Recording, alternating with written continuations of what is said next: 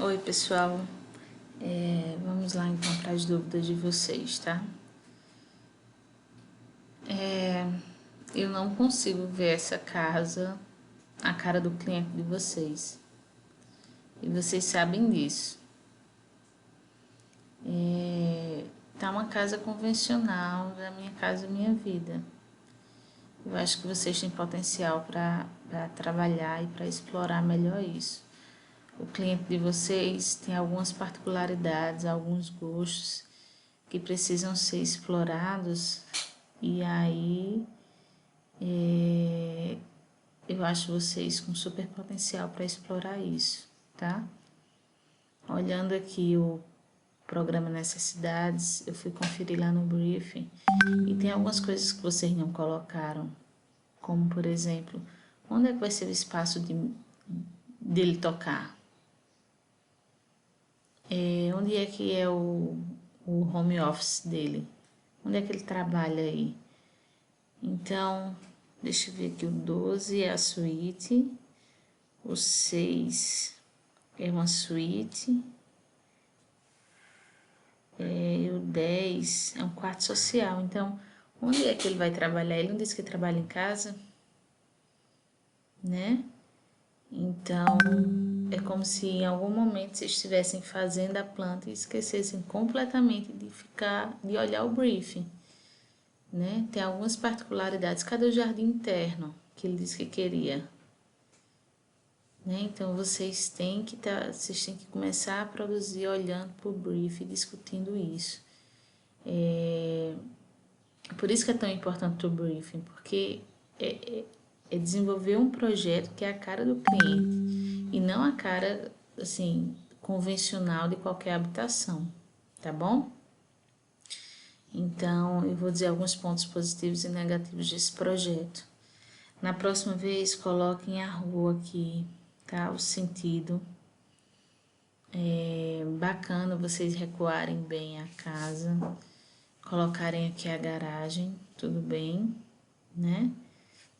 Pode sim ser em balanço, mas as imagens que vocês me mostraram, elas não são completamente em balanço, não, ó.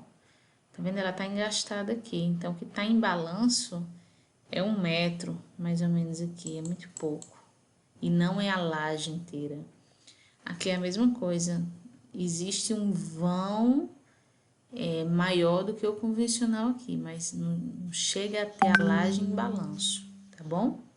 Então vocês decidam o que é que vocês querem, se é laje em balanço, se não é, porque aí a gente discute melhor isso, tá? Eu entendo quando vocês tomam a decisão de colocar todos os quartos aqui para ventilação, mas de repente vocês podem trabalhar esses quartos em um setor mais íntimo. Deixa eu tentar ajudar vocês. De repente, esses quartos aqui, vocês podem jogar todos aqui para trás. E esse setor de sala de estar, jantar, cozinha, joga todo aqui para frente, que é o que dá suporte aqui à área de lazer, tá? E aí, eu não sei como é que vai ficar essa distribuição, mas trabalhar um pouco, não um único bloco, de repente, mas 2 blocos. E aí, quando eu reli o briefing, me veio na cabeça automaticamente algo assim, ó.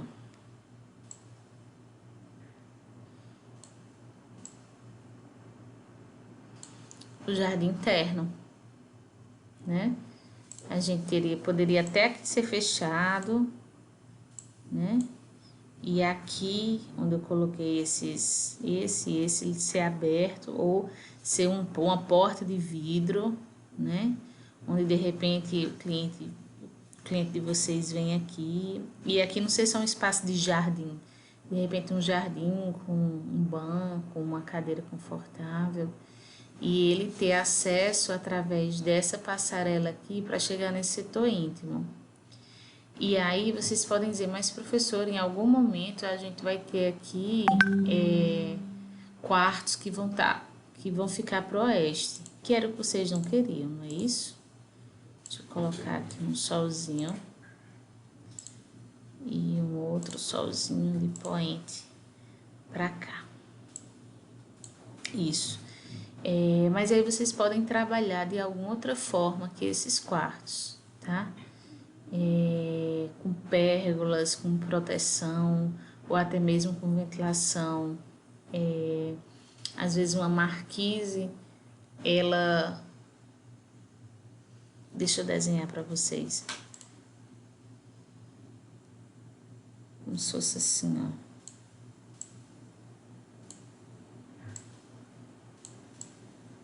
Temos aqui a marquise, mas é como se a parede ela tivesse mais recuada. Assim, ó. Né? A gente tem uma proteção aqui do sol. Vocês estão conseguindo compreender? Aqui uma janelinha. De repente aqui trabalhar assim uma vegetação. Ou trabalhar aqui. Ou trabalhar diferente, trabalhar de repente com os brises aqui, ó. Fazendo essa proteção vertical. Não, desculpa. A horizontal é melhor, porque o sol se põe assim, né? Protegendo aqui essa janela. Enfim, esses tipos de soluções de proteção solar, existem várias. Eu não queria que vocês se limitassem a essas duas opções que eu dei, não. Mas, de repente, trabalhar uma melhor setorização, dividindo esses espaços e saindo, pensando fora da caixa, tá? E realmente, esse espaço que vocês trazem como proposta está muito parecido com as casas que a gente mora, tá? E eu acho que vocês têm potencial para ir além. Então, aqui, ó, na proposta de vocês deixam um espaço vazio, tá? De repente, trabalhar com algumas soluções do tipo sala de estar, sala de jantar. De repente, aqui pode ter um quarto, ou pode ter o espaço dele tocar, ou de home office. Tem até um home teacher também que ele pede, né? E aí tentar trabalhar aqui, ó, de repente fechar aqui, ou talvez até aqui, ó, se vocês quiserem. E criar isso tudo aqui, ó, como um jardim interno para esses quartos. Então, por exemplo, se aqui tem a suíte dele, vamos supor que seja isso tudo aqui, a gente criar aqui um espaço, ó, de jardim interno ao quarto dele. E aí tentar trabalhar aqui também um espaço de leitura, um espaço que ele possa tocar. E aí nos outros quartos, por exemplo, se a gente tem um outro quarto aqui.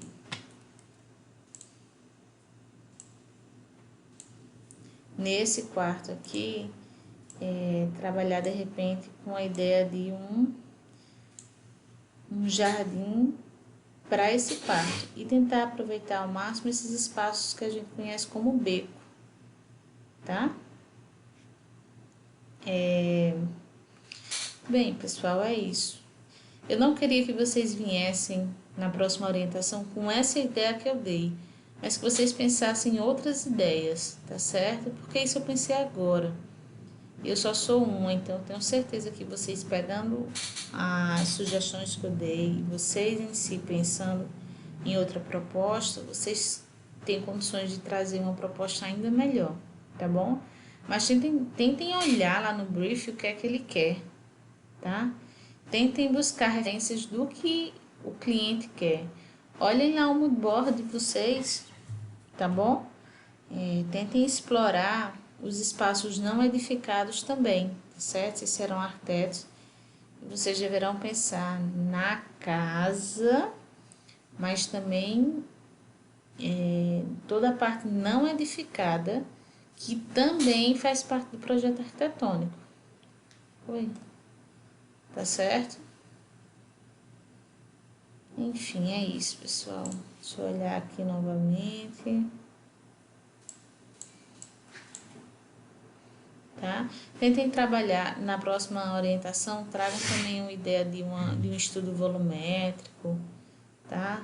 Façam isso em algum programa, em uma maquete física, para de repente vocês não perceberem lá na frente, quando a gente fizer a fachada, que a plástica que vocês pensavam não tem nada a ver, para de repente vocês não pensarem que a plástica lá na frente não tem nada a ver com o que vocês queriam, tá bom? Então vamos trabalhando ao mesmo tempo a volumetria e o 2D, tá certo? E quando eu digo a volumetria, é muito mais do que essa divisão de parede que vocês fizeram. É a caixinha mesmo, tá certo? Jogo de volume, na vertical, na horizontal. E aí tragam verde, área permeável, azul, área molhada, tudo bem?